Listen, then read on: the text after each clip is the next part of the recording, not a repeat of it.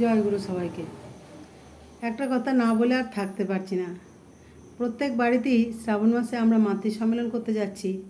বড় মায়ের জন্মদিনের জন্যে আমরা অর্ঘ্যের জন্য বলছি, কাউকে জোর করি নাই। সবাইকে বলা হচ্ছে যে যার যথা সাধ্য সে সেই রকমভাবেই অর্ঘ্য দেবেন। মন্দিরে উৎসব আছে।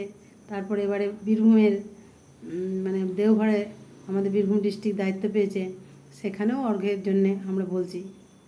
তো মানুষকে এত বোঝাচ্ছি, এত বলছি, বা উদাহরণ দিয়ে বোঝানোর চেষ্টা করছি যে ঠাকুর আমাদের বলেছেন যে আমি শিবচন্দ্র চক্রবর্তীর ছাওয়াল, আমাকে যে 1 টাকা দেয় আমি তার 100 গুণ ফিরিয়ে দিই।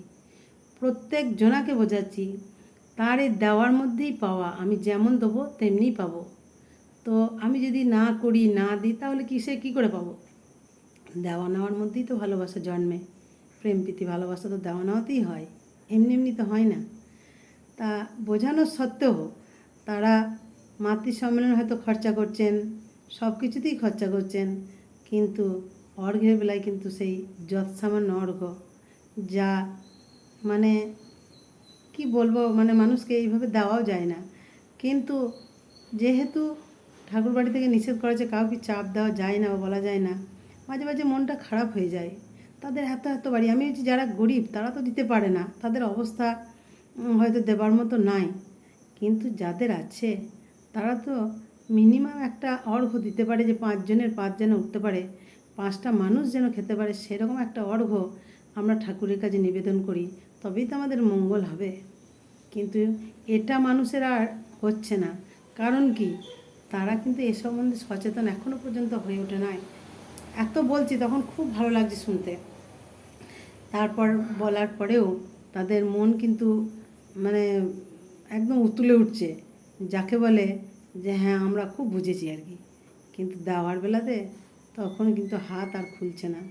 তাই যার যেমন দেওয়া তার তেমন পাওয়া। প্রত্যেকের কাছেই অনুরোধ করি যে আমাদের আচার্যদেবকে অনেকেই হয়তো প্রশ্ন করেন বা আমাদেরকেও করেন যে আমাদের ইষ্টবৃত্তিটা কেন চালু করা হয়েছে। ইষ্টবৃত্তির মাধ্যমে মানে ঠাকুরকে ধরা, এটা কেউ মানে সবাই মেনে নিতে পারে না। আমাদেরকেও অনেক প্রশ্ন করে, তোমাদের ঠাকুরের তো পয়সা লাগে, ওই ইষ্টবৃত্তি আমাদের ভালো লাগে না। কিন্তু ইষ্টবৃত্তির পয়সা কোথায় যায়, আচার্যদেব কী করেন বা সৎসঙ্গ কী করে, সেইগুলো খোঁজ নিয়ে তারপরে মনে হয় তাদের কমেন্ট করাই ভালো। কিন্তু না জেনে কারো সম্বন্ধে কোনো কথা না বলাই ভালো। তো এই যে অরুণাচল প্রদেশের সরকারকে আমাদের আচার্যদেব সৎসঙ্গ থেকে 1 কোটি টাকা দিয়েছেন। তারপর আসামে বন্যা ত্রাণের জন্য 2 কোটি টাকা দিয়েছেন। এইগুলো তো আমাদের সৎসঙ্গ থেকে দিয়েছে, সেই সবারই পয়সা থেকেই তো তিনি দিয়েছেন। তো যাই হোক, সেখানে তো আমার মনে আমাদের তো কিছুটা পুণ্য আছে, সামান্য হলেও আমরা একটা পুণ্যের ভাগিদার হতে পারি। তা তিনি যে কোটি কোটি টাকায় মানে এই সরকারকে ওই সরকারকে প্রায় দিয়েই চলেছেন।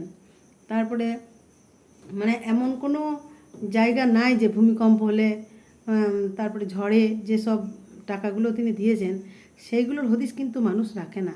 শুধু এই ইষ্টবিধি দেখেই তাদের নজর, এই সামান্য 1 টাকা 2 টাকা ইষ্টবিধি পাঠায়, তাতেও কত কথা, তাহলে তাদের পাওয়াটা কি করে ঘটবে?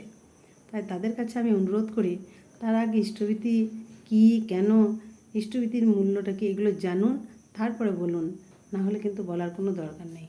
যাই হোক, তবু আমি তাদের পরম দয়ালের মানে চরণে যাতে সুমতি হয় সেই প্রার্থনাই করি। জয় গুরু।